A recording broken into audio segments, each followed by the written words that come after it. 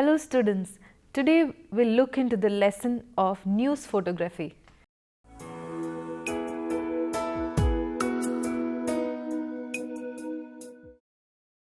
The term photojournalism was coined in 1940s by Professor Cliff Edom of the University of Missouri.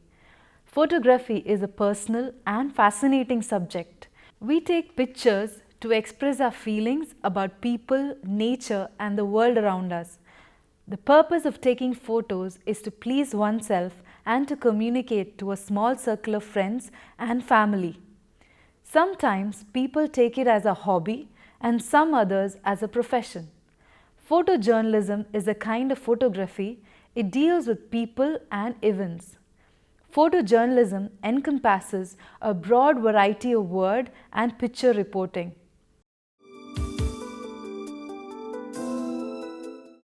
Get in close. Photos will often be published on low-quality newsprint, focus on a single, frame-filling center of interest, not more than 2 or 3 people, not more than a few objects with a clean, contrasting background. If you cannot get in close, crop ruthlessly, which destroy the entire image. Find unusual angles. Good photojournalists are always moving to take photographs so that it will cover the whole situation or image. Get indents. All subjects easily identifiable must be named. Most editors will reject photos without indents. Ask and write it in your reporter's notebook. Burn pixels. Take more number of photos of the situation or function so that it is easy to pick the good pictures. Avoid obvious posing. Try to make the scene appear natural. Photojournalism aims to cover people doing things, not people posing. Add light, but don't make it obvious. Available light is ideal. In some cases, light comes from ugly angles or is so weak you cannot even get close to stopping the action. You need to control the color balance of bright green fluorescent or difficult combinations of artificial and natural light. A good photojournalist carefully analyzes the light falling on their subject and find an angle which best enhances the scene. Go beyond the cliché. An overused statement. Take photographs of unusual scenes. Look for interesting actions which are not taken by others but should be eye-catching to the public. Focus faithfully, stay steady. The photographers should focus properly on the scene to be shot. A blurred photos or many slight fuzziness will be enhanced by poor quality paper and fast reproduction. Dump poorly exposed photos. Expose the camera carefully and correctly. Do not use poorly exposed photos for publication. Have guts. Photojournalists should be more open-minded, daring to approach the people to take photographs, note down their names, and should possess a press pass to take close-up of sports actions, etc.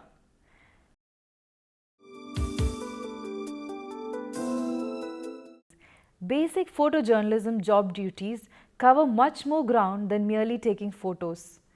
In addition to taking news photos, a journalist may be responsible for brainstorming news ideas with journalists, consulting with photo editors, developing film, editing photos, scheduling photo sessions, writing the photo caption.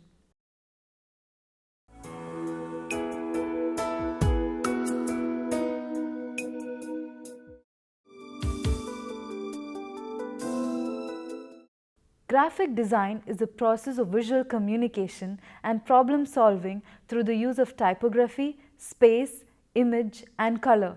The field is considered a subset of visual communication and communication design, but sometimes the term graphic design is used interchangeably with these due to overlapping skills involved.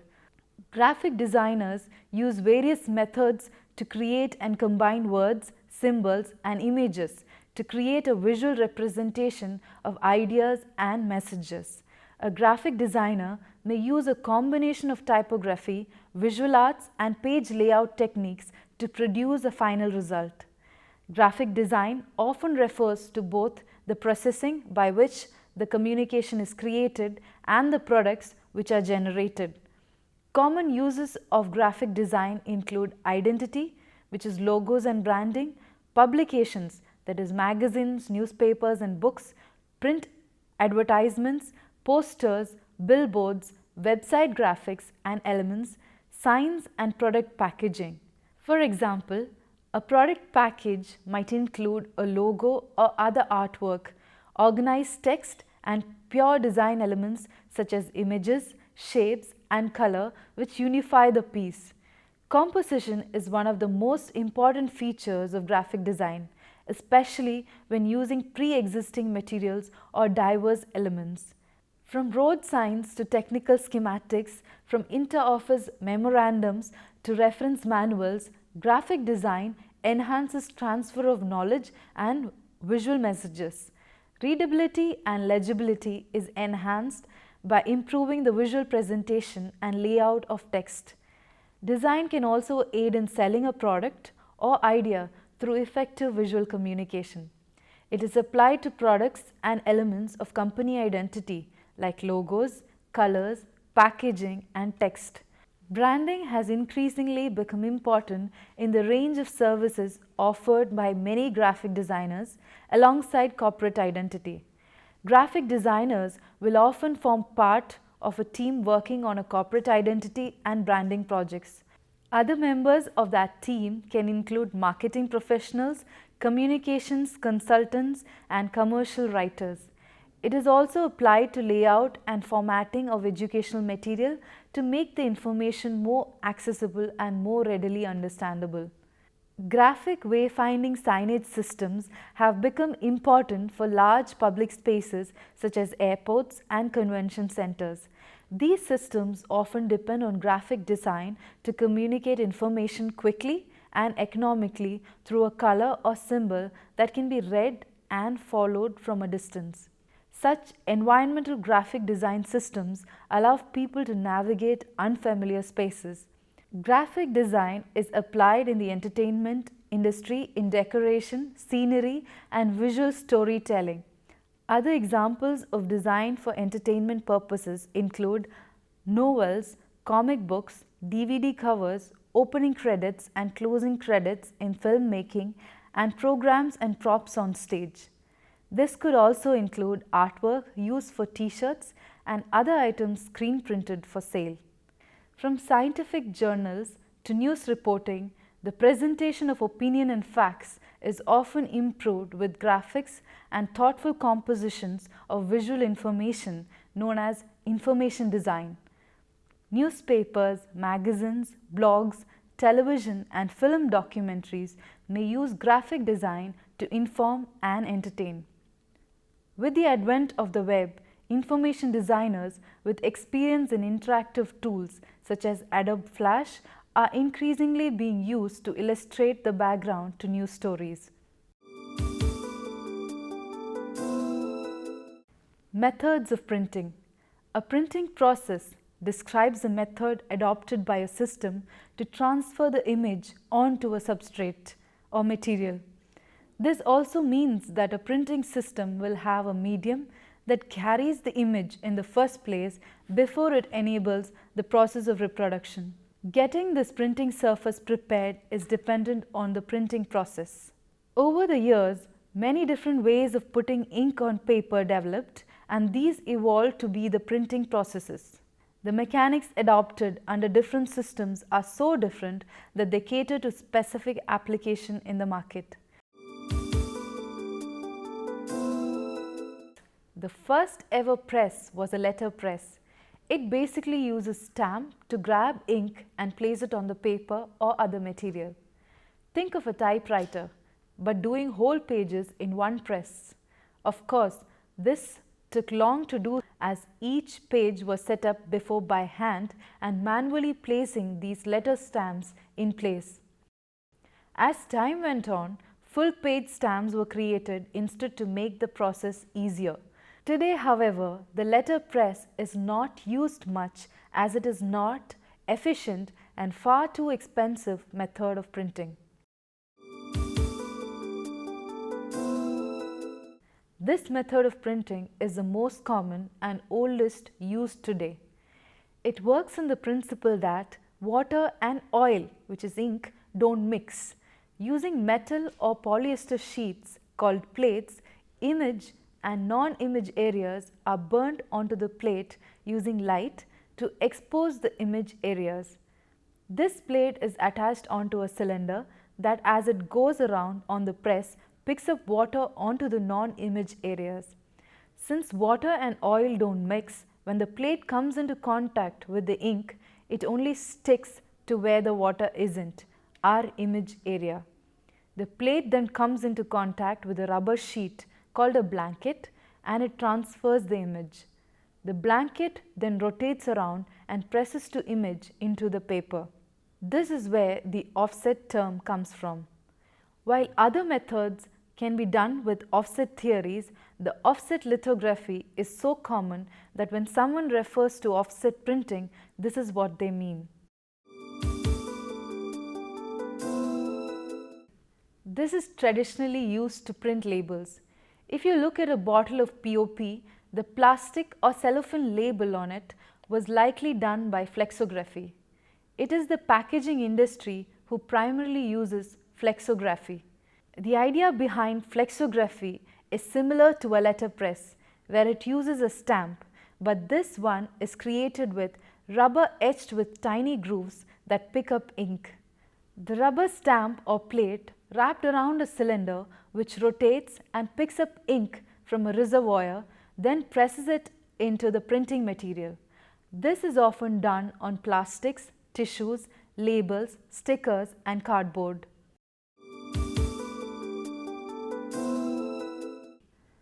This is a method usually used in printing long runs of magazine.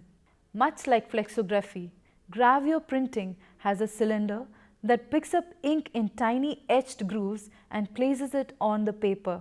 The difference is gravure doesn't use a plate. Its grooves are actually etched into the cylinder. This allows it to last much longer and can be used for more impressions. This allows it to last much longer and can be used for more impressions before it wears out. This is still a common method of printing. It is often used on all the odd materials. Solid letters on plastics, t-shirts and clothing materials, a lot of signs and other use screen printing. The idea behind screen prints is basically a screened material such as silk or nylon is stretched across a frame and fastened into place. A stencil cut by hand or made electronically is placed over the screen to block out on non-printing areas. Ink is placed inside the frame and scraped across the stencil with a rubber squeegee. The ink goes through the screen and onto the material. There are several ways to do digital printing. Many methods try to reproduce the effects of the previously described styles. There are inkjet, laser and toner, and magnetic digital printers. In inkjet, the ink cartridge holds liquid ink that is released in tiny sprays onto the paper. It makes several dots that, when viewed without a magnifying glass, creates the illusion of your image.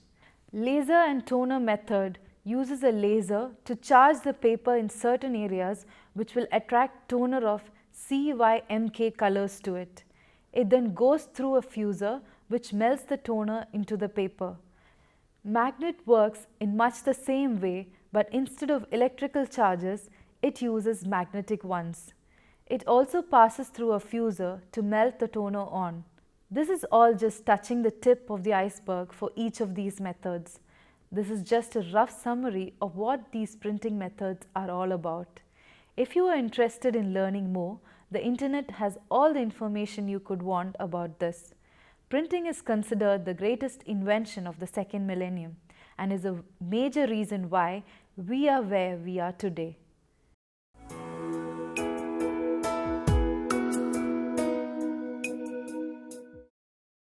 There are several miscellaneous issues that photojournalists regularly face that do not fit into the neat and ordered categories of victims of violence, rights to privacy, and picture manipulations.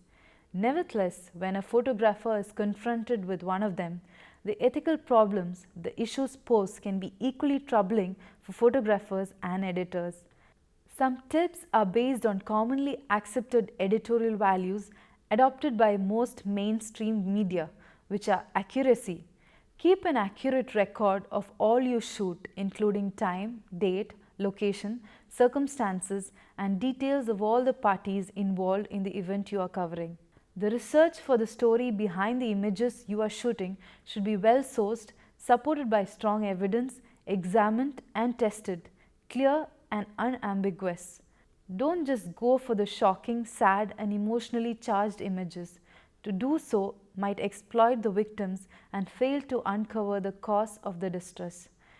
Never accept what you are told at face value. Always check every detail with two independent sources. Always be aware that there will be those who will want to set up an event for their own purposes. Be wary if you are offered an amazing photo opportunity. Be sure that what you photograph reflects the true situation accurately and is not a distortion of reality. On the other hand, never ignore one-off that could reveal an aspect of neglect or harm that has so far gone unnoticed. You don't need to have the whole story behind what you see, but you do need to be totally open, honest, and transparent about what you know and what you don't know. Never follow the pack.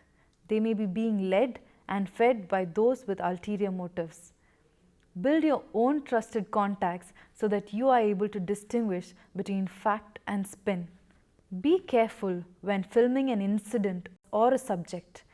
When you are not culturally familiar with the background and circumstances, what may seem shocking to you may only reflect one element of a complex story. Don't crop or edit beyond what is technically necessary to display the image. You could distort more than the picture. You will know instinctively when you have crossed the line between editing and manipulation. Never stage manage a shoot to hype up the story. Your job is to report through images what has actually happened. Don't just go for the shocking, sad, and emotionally charged images. To do so might exploit the victims and fail to uncover the cause of the distress. Be careful when filming topics about what you are passionately concerned. You could lose your objectivity and do more harm than good. If you have an interest in covering an event, make that absolutely clear in the text that accompanies your work. Aim to offer all sides of the story in context and in a way that enables the audience to reach a reasoned and informed conclusion. Your only motivation should be to inform the public debate and shine a light on wrongdoing and abuse. Being impartial and objective means not being prejudiced but being fair and balanced. Be sure to recognize when you are getting carried away. Always rise above your own personal perspective and try to see a story from other points of view. Otherwise, your work is likely to be one-sided and limited in scope value. Ensure that you reflect a wide range of opinions through your camera lens and be prepared to explore conflicting views so that no significant point of view is left out. Be careful when filming topics about which you are passionately concerned. You could lose your objectivity and do more harm than good. Do not be afraid of offending if the information you are covering is in the public interest. Avoid gratuitous imagery that shocks rather than enhances the understanding of the audience. You are not there to sensationalize or impress. Do not be afraid of offending if the information you are covering is in the public interest. Respect a person's privacy, especially the vulnerable. Their situation should not be seen as a rung on your career ladder. Ensure that those you are filming are aware of how and where the images are going to be used. If they are to be used online as well as in print or broadcast, ensure that those being filmed Understand that the images will be searchable forever. Respect a person's privacy, especially the vulnerable. Their situation should not be seen as a rug on your career ladder. Never expose someone to ridicule and humiliation. They have to live with the fallout the photograph will bring, whereas you may have moved on to the next story and suffer no consequences. Always remember, you are working as a video or photojournalist to inform the public debate, not for your own glory or to try to make yourself look good. Never expose a subject to danger in order to improve the shot. Take what is natural, warts and all. Never take payment, promises or favors in return for covering an event in a certain way or submitting a photograph that serves a cause. Never expose a subject to danger in order to improve the shot. Take what is natural, warts and all. Since a picture or visual presentation of news creates a stronger and more lasting impression on the readers and viewers than mere words, photojournalists and other visual news producers have to be a lot more responsible and careful in the discharge of their duties. They must therefore ensure that, in keeping with the high standards of journalism, their presentations are always in public interest, fair, accurate, unbiased, sober and decent. Adherence to the do's and don'ts will surely help them self-regulate their conduct and maintain their professional integrity and high standards. Images should be accurate and comprehensive, and the subjects will be presented in proper context. All subjects should be treated with respect and dignity. Special consideration is given to vulnerable subjects, and victims of crime or tragedy be treated compassionately. Private grief is intruded only when the public has an overriding and justifiable interest in sharing or viewing it. While editing a visual, the maintenance of the integrity of the content and context of the photographic images should be ensured. Images should not be manipulated, neither should there be addition or alteration in sound in any way that can mislead viewers or misrepresent subjects. Strive to be unobtrusive and humble in dealing with subjects. The integrity of the photographic moment should be respected. Pictures should not reflect anything that is obscene, vulgar or offensive to good public taste. Strive to ensure that the public's business is conducted in public. Defend the rights of access for all journalists. Strive for total and unrestricted access to subjects and recommend alternatives to shallow or rushed opportunities. Seek a diversity of viewpoints and work to show unpopular or unnoticed points of view. Strive by example and influence to maintain the spirit and high standards expressed in this code. When confronted with situations in which proper action is not clear, seek the counsel of those who exhibit the highest standards of the profession.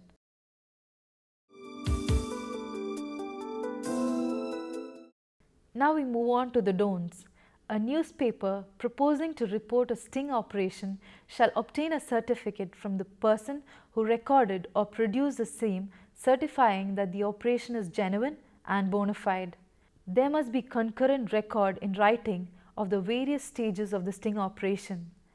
Decision to report the sting operation should be taken by the editor after satisfying himself of the public interest of the matter and ensuring that report complies with all legal requirements. Sting operation published in print media should be scheduled with the awareness of the likely reader in mind.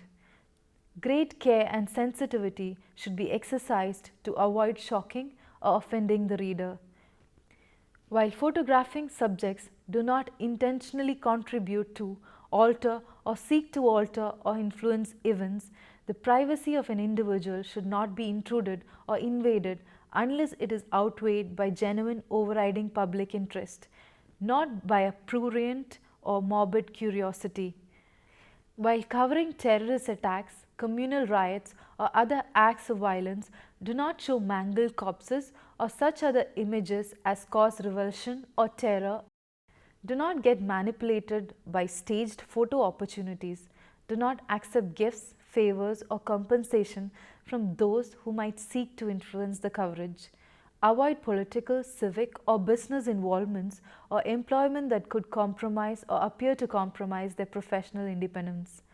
No payment or material reward should be made to the sources or subject for information or participation. The work should not reflect any kind of biases. Do not intentionally sabotage the efforts of other journalists. The use of photography as a way of reporting news did not become widespread until the advent of smaller, more portable cameras that used an enlargeable film negative to record images. The introduction of the 35mm Leica camera in 1925 made it possible for photographers to move with the action, take multiple shots of events as they were unfolding, as well as be more able to create a narrative through their photographs alone. Since the 1960s, motor drives, electronic flash, autofocus, better lenses, and other camera enhancements have made picture taking easier. New digital cameras free photojournalists from the limitation of film roll length. Although the number depends on the amount of megapixels the camera contains, whether one's shooting mode is JPG or RAW, and what size of memory card one is using. It is possible to store thousands of images on a single memory card. There is some concern by news photographers that the profession of photojournalism as it is known today could change to such a degree that it is unrecognizable as image capturing technology naturally progresses. Citizen journalism and the increase in user contribution and submission of amateur photos to news sites are becoming increasingly widespread. Citizen journalism has become more popular with the development and availability of more powerful cameras and equipment.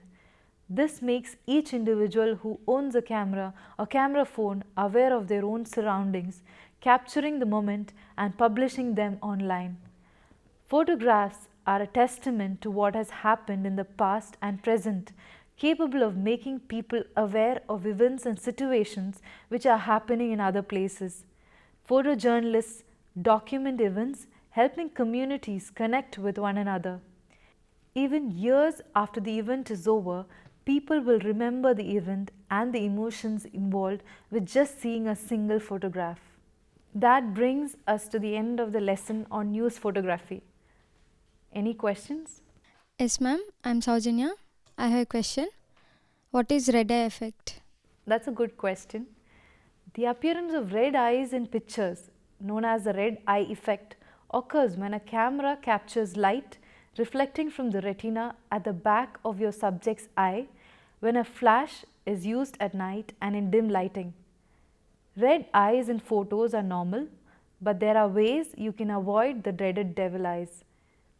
Eyes look red in photos due to the rich blood supply of the choroid, a layer of connective tissue at the back of the eye that nourishes the retina and gives its normal red color. Hope that answers your question. Any further questions? So that brings us to the end of this lesson on news photography. Hope you have all understood and would go back and read and learn more. Thank you.